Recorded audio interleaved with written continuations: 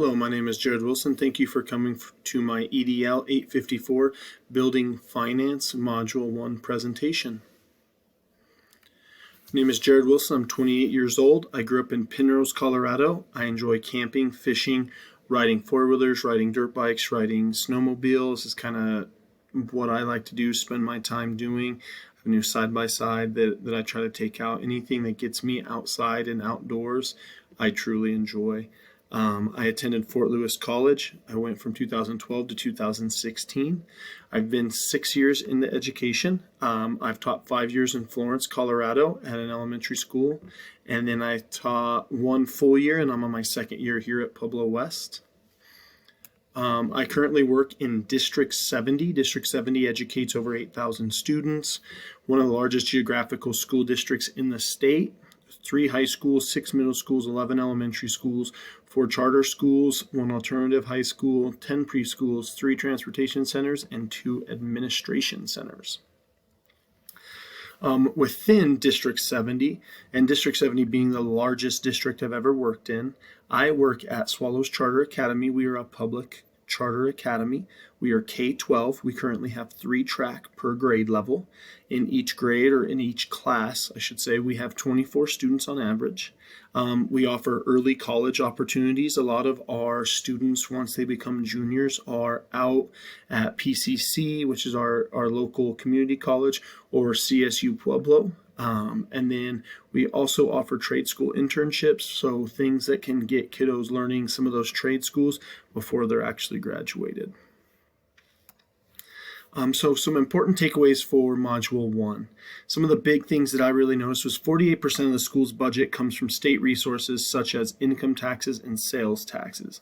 You always hear about how much federal money goes into schools, and this assignment clearly highlighted how only 8% of that school district's budget comes from federal sources, and how it breaks down to 48% with the states, 44% with the local, and then 8% only coming from the federal sources. This kind of caught me off guard. I wasn't sure, how that specific breakdown went. Looking at it now, I would have thought it would have been a little bit more evenly spread, maybe a 30-30-30 type spread.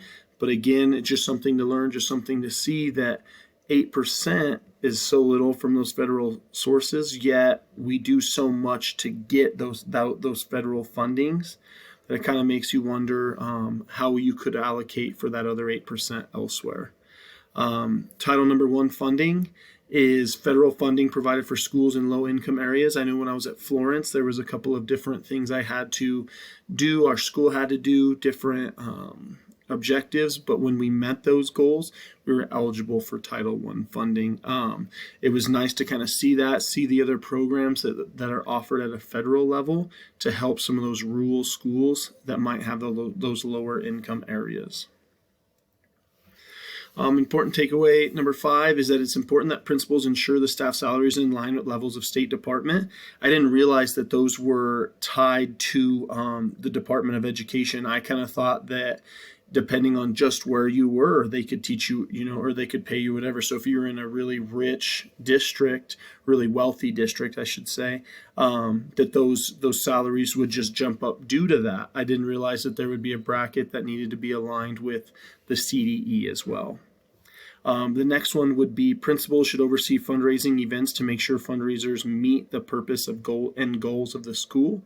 Just kind of making sure that when they are raising money, that it needs to be spent in a particular way for a particular reason. And I had never really looked at the fundraising side of budgeting and what a principal's job should be, and why you can't just go out and fundraise for anything under the sun. There has to be a specific goal and a specific purpose before you're able to do that. Next big topic is the gross profit margin, and it basically is how well the school is performing financially. The gross profit is the amount of money left over from revenues after accounting for the cost of services provided by the school. The gross profit margin is calculated by dividing the gross profit by the revenues. I understand why this would be important. This is what you're looking at, is when you've paid all your people, what do you have left? Are you in the negative? Are you in the positive? What does that look like going into the next year? What does that look like if you have an emergency and you need to purchase something? Net profit shows the school's bottom line income after accounting for all costs and taxes. The net profit accounts for the operating expenses that are excluded from the gross profit. So once you've taken everything else out, you get to that bottom line. You see how much money is left in that account so that you can make sure anything else that needs paid can. Net profit margin represents how much profit each dollar of sales generates. It's the ratio of net income to revenue. Important takeaways. Principals typically are treated like middle managers with little control over the $694 billion in annual U.S. public education spending. It's just so alarming to hear how high that number is, and yet still feel like, even as a teacher, and you hear other teachers talking about how there's just not enough money to go around, it's hard to fathom how $694 billion doesn't go further than what it does now. And trying to figure out a way that we could streamline some of that money, whether it be through legislation, things like that, of how does that money getting passed down? What's that process? How can we try to help change a system that appears to be, I wouldn't say broken, but not as efficient as it could be? As a principal, I have always heard principals speak about a school budget, but I've never observed any financial breakdowns of the school budget. I've observed principals discussing how fundraising should take place and how it should look. I've also noticed the different tactics schools have implemented in order to best keep track of school budgets. The only other big encounter with school budgets that I have seen is how spending is done for sporting events and tax-exempt purchases. So being a coach, I've seen where, if you don't get the tax off, what kind of a nightmare it kind of creates for our budget and different things like that. But as far as looking at big picture, planning a year out, how much money you have, how much money you'll have the following year, and trying to determine that, I haven't had a lot of experience in, and something that I would like to get into, and something that I know now going through my master's I'm able to have access to and to learn a little bit more about. Concerns with just budgeting in general. One of my biggest concerns is making sure I'm following the correct step in the process to ensure the school budget is functioning properly. I feel like I have the mathematical skills to manage a budget. Where I struggle most is the organizational piece required to efficiently manage that budget, and just being able to know where my funds are going, where they are at now, why they're at this point, understanding the next logical process of where they go, making sure all those things are done so that we stay out of legal trouble, stay out of financial trouble, is kind of my bigger worry. The actual mathematics side of things, of balancing things out, making sure things are paid for, making sure things are deposited correctly, I'm not worried about. It's just making sure that having that organized piece, having all of those put together, and making sure I'm following the right process. Thank you for coming to my presentation. This is a list of the resources that I used to compile this presentation. And here is my correlation. It takes many different skills and abilities in order to effectively run a school. One aspect of effectively running a school is being able to effectively manage a school budget.